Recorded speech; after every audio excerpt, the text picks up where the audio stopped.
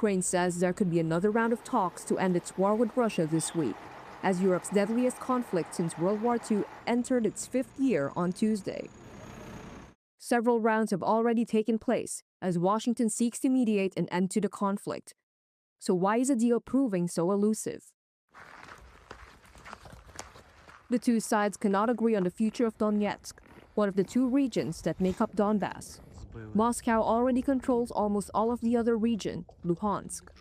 Russian President Vladimir Putin is demanding that Ukraine withdraw from the 20% of Donetsk it doesn't yet control. But Ukraine President Volodymyr Zelensky rejects any such move. While Moscow insists Donetsk belongs to Russia's historical lands, international recognition remains firmly with Ukraine. In terms of the distance between the negotiating positions of Samir Puri is an expert on the conflict at King's College London. The Russians want the Ukrainians to voluntarily cede those territories in Donetsk in particular. The Ukrainians, quite understandably, have fought tooth and nail for 11 years now to defend those territories, but also fear that voluntarily giving them up would open the path potentially to a Russian invasion of further Ukrainian territories further west. The draft plan sketches out security guarantees and economic support for Ukraine, along with a monitored non-aggression framework with Russia. It leaves Kiev's current troop levels and its path to EU membership intact. But key issues, including the fate of Donetsk, how to run the Zaporizhia nuclear plant, and who would oversee any demilitarized zones, remain unresolved.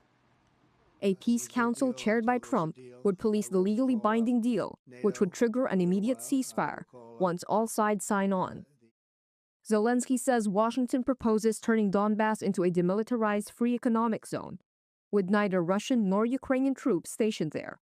Moscow says it might deploy its National Guard and police in Donbass under a peace deal instead of regular troops, an idea Kiev is unlikely to accept.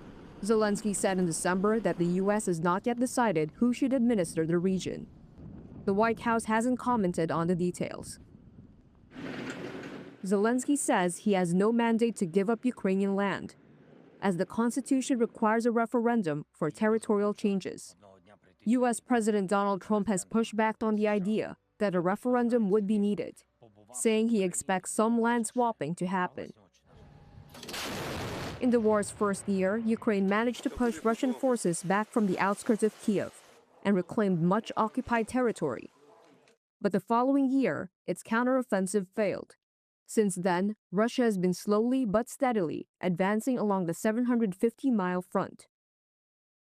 However, Ukraine's commander-in-chief said Monday that his forces have recently restored control over more than 150 square miles of territory along the southern front line.